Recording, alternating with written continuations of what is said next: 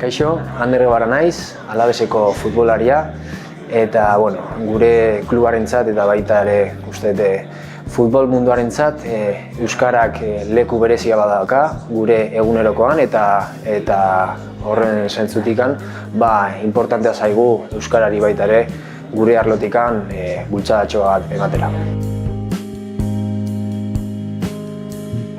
Kaixo, Sara Jimene Aberasturi naiz, maestuarra eta gazteiztarra, eta maestun herri kirol taldea sortu genuenetik, egia da niretzat izugarrizko aukera izan dela, bai niretzat eta bai nire kideentzat, euskara erabiltzeko modu natural batean, gure artean hizkuntza ohiturak aldatzeko, ze izan ere aurretik ia beti erderaz hitz egiten genuen, eta talde honen sorrerari esker eta gure entrenatzaileari esker batez ere, euskara naturaltasunez erabiltzen dugu, gure ohiturak aldatu dira, gainera aukera pilo bat dauzkagu beste kirolari batzuekin ere euskaraz aritzeko eta testuinguru bat sortzeko non euskara den nabarmentzen den hizkuntza eta azken finean bada beste aukera bat gure euskara garatzeko eta beste pertsona batzuk ere hizkuntza horren bitartez ezagutzeko.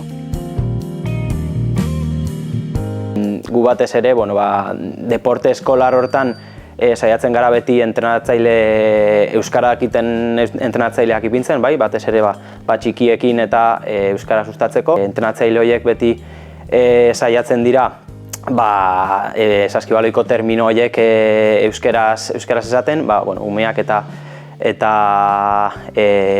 entrenatzailea baita ere termino horiek ikasteko. Kaixo, ni Amaia Latorren naiz, golflari profesionala.